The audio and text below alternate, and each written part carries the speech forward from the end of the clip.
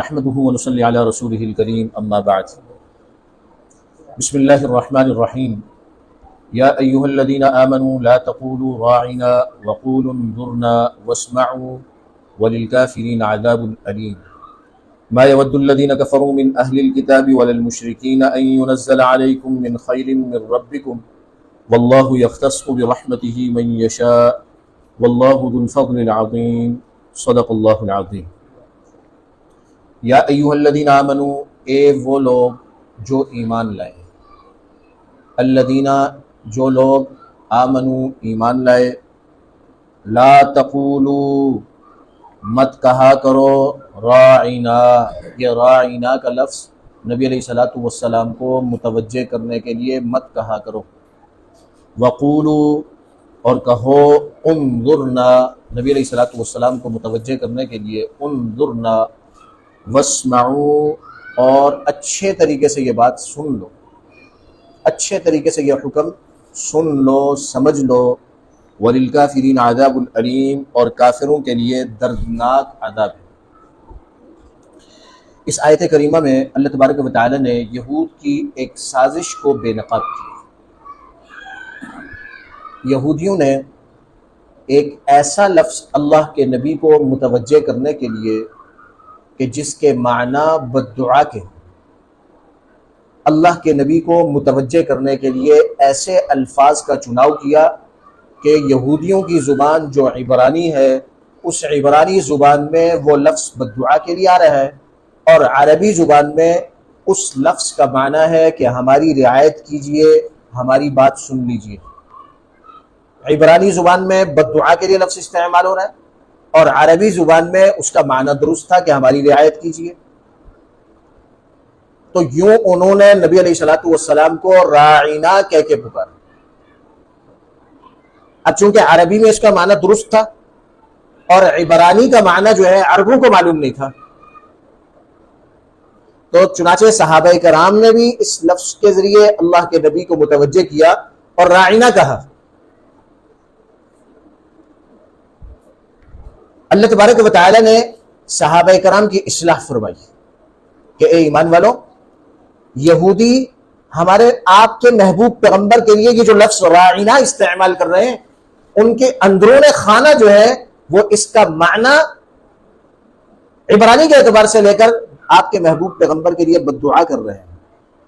آپ یہ لفظ مت کہنا، بلکہ آپ اللہ کے محبوب پیغمبر کو اپنی طرف متوجہ کرنے کے لیے آپ نے جو لفظ کہنا ہے وہ یوں کہیں انظرنا، ہمارے نبی جی ہماری طرف دیکھیے۔ اور آگے فرمایا کہ واسمعوا اور اچھے طریقے سے یہ حکم سن لینا کہ آئندہ ایسے بات مت ہو کہ راعنا مت کہنا۔ اور یہ جو راعنا کہہ کے سازش کر رہے ہیں کہ عربی کے اعتبار سے درست معنی اور عبرانی معنی کے اعتبار سے بددعا، اور ان کی مراد وہی بددعا ہے، ان کی مراد وہی بددعا ہے۔ یہ جو سازش کر رہے ہیں اور محبوب پیغمبر کو یعنی کے لیے بددعا کر رہے ہیں، اس سازش کا حصہ مت بنو۔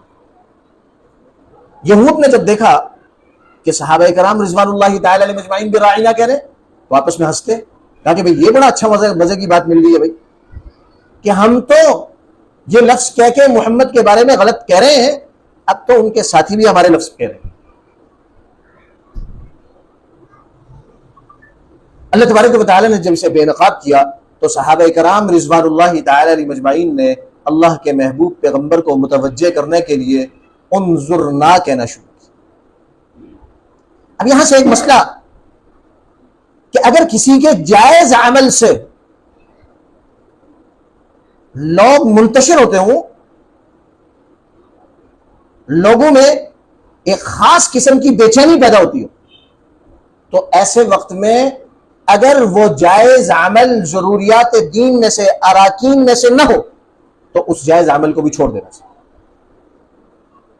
کیونکہ راعنا کہنا جائز تھا، کیونکہ عربی زبان میں اس کا معنی درست ہے، لیکن اس جائز عمل کو بھی اللہ نے روک دیا اور ناجائز قرار دے دیا، کیونکہ اس میں یہ گنجائش نکل رہی تھی کہ یہودی اللہ کے محبوب پیغمبر کے لیے بددعا کے طور پر اس لفظ کو، چونکہ اس کا عبرانی معنی بددعا کا ہے، تو وہ استعمال کر رہے تھے، تو جائز تھا یہ لفظ کہنا عربی زبان کے اعتبار سے، لیکن اللہ تبارک و تعالی نے اس کو منع فرمایا۔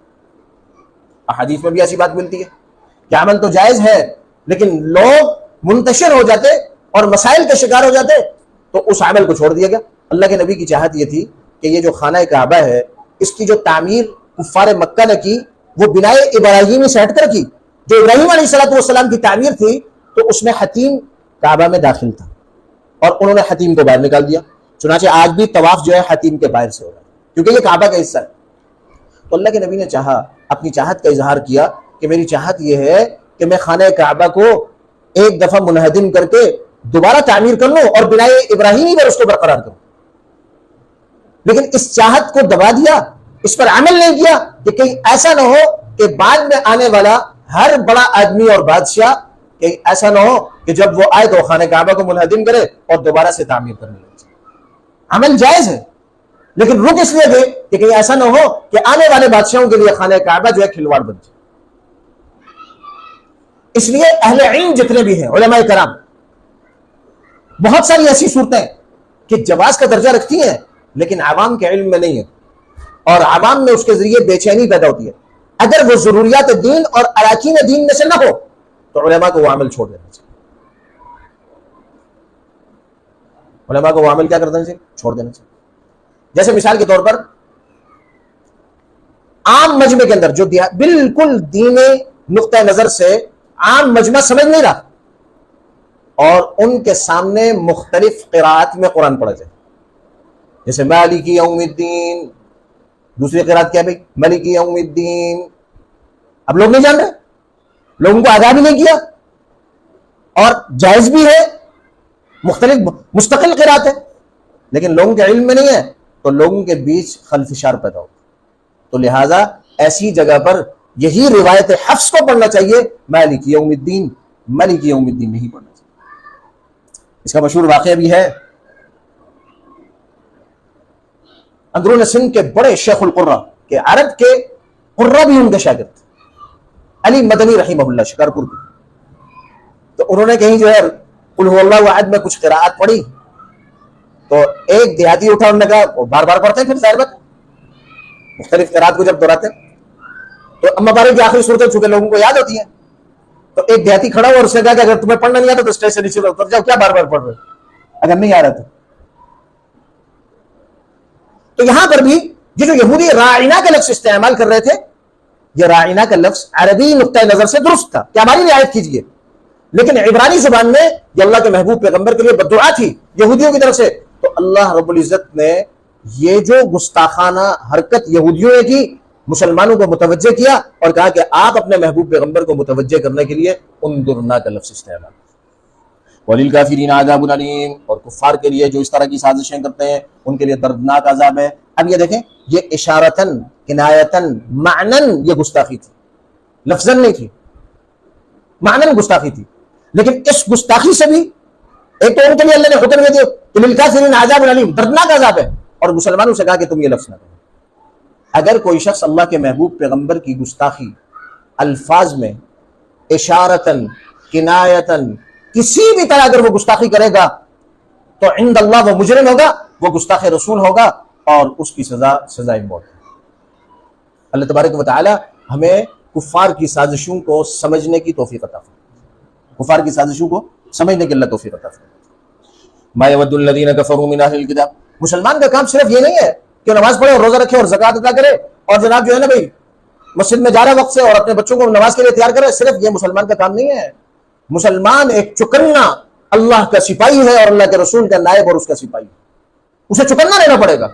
حالات حاضرہ سے بھی اسے واقف ہونا چاہیے کہ حالات کیا چل رہے، کیونکہ حالات حاضرہ کے مطابق شریعت کے بہت سارے احکامات ایسے ہیں کہ حالات حاضرہ کے مطابق شریعت نے اس میں کہیں نرمی کی ہے، کہیں سختی کی ہے، کہیں نرمی کی ہے اور کہیں کیا کی سختی کی ہے۔ اب ایسا نہیں کہ ہم ایک ہی ڈگر پر چلتے رہیں اور حالات حاضرہ سے بے خبر رہیں، اور حالات حاضرہ سے اتنے بے خبر کہ غزہ کے مسلمان انتہائی درد اور کرب کی زندگی گزار رہے ہیں، اور ہم اتنے بے خبر ہیں کہ آج بھی ہمارے گھروں میں اسرائیلی مصنوعات آ رہی ہیں۔ یہ حالات حاضرہ سے بے خبر ہونا۔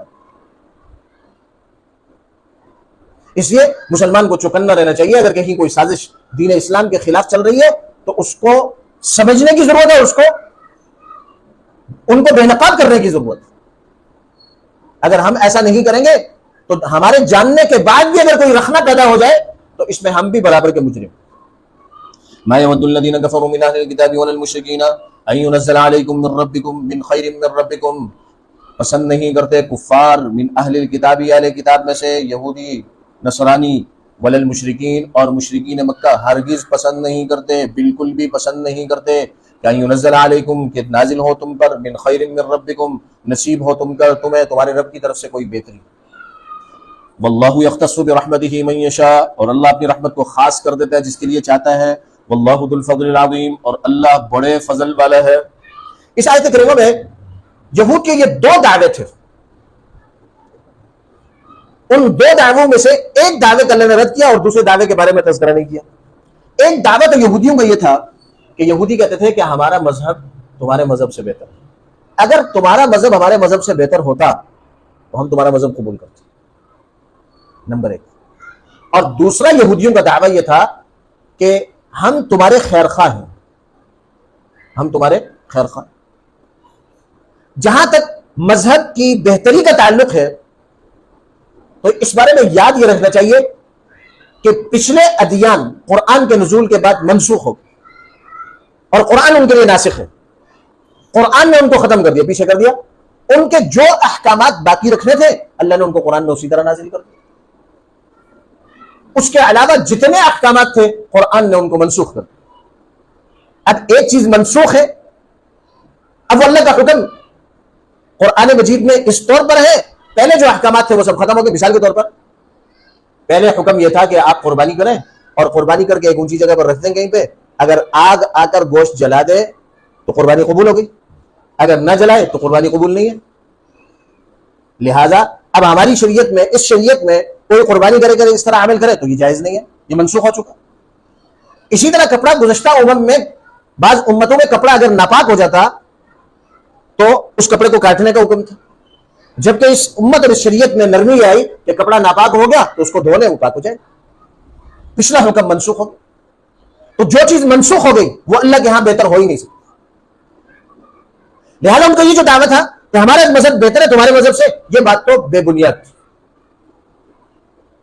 اس کے رد کرنے کی بھی کوئی ضرورت نہیں تھی, اللہ نے اس کا رد نہیں کیا. ایک ظاہر باہر بات تھی. لیکن یہ جو مسلمانوں کو جھانسا دے رہے تھے کہ ہم تمہارے خیر خواہ ہیں, ہم تمہارے خیر خواہ ہیں.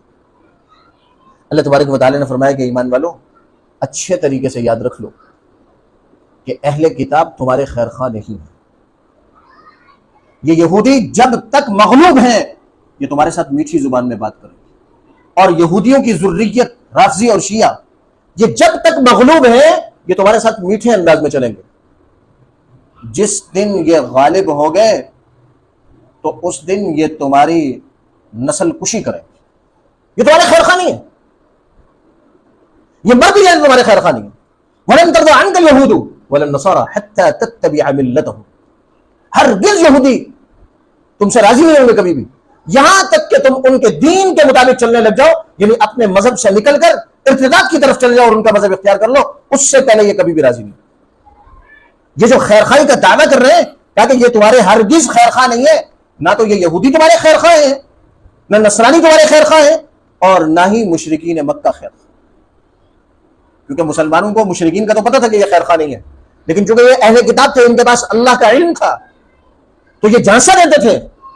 تو ممکن ہے کسی کو مغالطہ ہو جاتا تو مشرکین کے ساتھ ملا کر بات کو اور پکا کر دیا کہ جس طرح مشرکین مکہ تمہارے خیر خواہ نہیں ہے, انہوں نے تم پر ظلم اور بربریت کی ہے, اسی طرح دین کے نقطۂ نظر سے یہود و نصارہ بھی تمہارے خیر خواہ نہیں. لہذا یہ جو یہود و نصارہ ہمارے مسلم امہ کے حکمرانوں کے اوپر ہاتھ رکھے ہوئے ہیں, اور حکمرانوں میں سے کوئی مغالطے میں ہے کہ یہ بہت اچھے ہیں, تو ان کی اچھائی غزہ میں دیکھ لیں. کہا جی انگریز ڈاکٹر ہے, بڑا دیانتدار ہے, بس وہاں ایمان نہیں ہے, باقی سب کچھ اچھا. یہ اچھا صرف اس دن تک ہے جس دن تک وہ مغلوب. جس دن یہ یہود و نصارہ غالب ہو جائیں گے تو یاد رکھیے یہ مسلمانوں کا ایسا ہی اشر کر. اس لیے مسلمانوں کو غفلت سے بیدار ہونا چاہیے, غفلت سے بیدار ہونا چاہیے کہ یہود و نصارہ، مشرکین مکہ، روافض، یہ کبھی بھی مسلمانوں کے خیر خواہ نہیں۔ مسلمانوں کا خیر خواہ مسلمانوں کا دین ہے، اور مسلمانوں کے خیر خواہ مسلمانوں کے نبی ہیں، اور مسلمانوں کے خیر خواہ صحابہ کرام رضوان اللہ تعالی علیہ مجمعین ہیں، کہ جنہوں نے اپنی جان جوکھوں میں ڈال کے ساری دنیا میں دین پہنچایا۔ اور آج جس قرآن پر ہم ایمان رکھ رہے ہیں اور اسی پر ہم انشاءاللہ جنت میں جائیں گے، یہ قرآن لکھنے والے بھی صحابہ کرام۔ آج اگر میری اور آپ کی ذمہ داری لگ جائے کہ بھئی آپ نے دین امریکہ میں پہنچانا ہے، اگر ذمہ داری لگ جائے تو مجھے بتائیے کہ میں اور آپ اپنی اولاد کو، اپنے کاروبار کو چھوڑنے کی صلاحیت رکھتے ہیں؟ جبکہ صحابہ کرام رضوان اللہ تعالی علیہ مجمعین کی تو صرف 10,000 کے قبور مکہ اور مدینہ میں، باقی تو خبر ہی نہیں ہے، وہ تو 1 لاکھ سے زیادہ تھے۔ پوری دنیا میں ان کی قبریں ہیں، حتیٰ کہ ہمارے ملک پاکستان میں بھی ان کی قبریں موجود ہیں۔ اس لیے اللہ تبارک و تعالی نے صدیوں پہلے متوجہ کیا ما يود الذين كفروا من اهل الكتاب ولا المشركين ان ينزل عليكم من خير من ربكم، کہ تمہارے رب سے کوئی بہتر چیز مسلمانوں کو نصیب ہو جائے، نہ تو یہودی چاہیں گے، نہ نصارہ چاہیں گے، نہ مشرکین مکہ چاہیں گے۔ واللہ یختص برحمتہ من یشاء، لیکن اللہ تبارک و تعالی خاص کرتے ہیں جس کے لیے اپنی رحمت کو چاہتے ہیں۔ ما یفتح اللہ للناس من رحمت فلا ممسک لها وما یمسک فلا مرسل لہ، کہ اللہ جس کے لیے اپنی رحمت کے دروازے کھولتے ہیں اسے کوئی بند نہیں کر سکتا، اور جس کے لیے بند کرتے ہیں اسے کوئی کھول نہیں سکتا۔ واللہ ذو الفضل العظیم، اور اللہ بڑے فضل والے ہیں، سارے فضل اللہ کے پاس ہیں، سارے انعامات اللہ کے پاس ہیں۔ اللہ جس کو چاہتے ہیں تو بے بہا عطا فرماتے ہیں۔ اللہ تبارک و تعالی سے دعا ہے کہ اللہ رب العزت ہمیں کفار کی سازشوں کو سمجھنے کی اور جس حد تک ممکن ہو ان کو بے نقاب کرنے کی توفیق عطا فرمائے۔ وآخر دعوانا الحمد للہ رب العالمین۔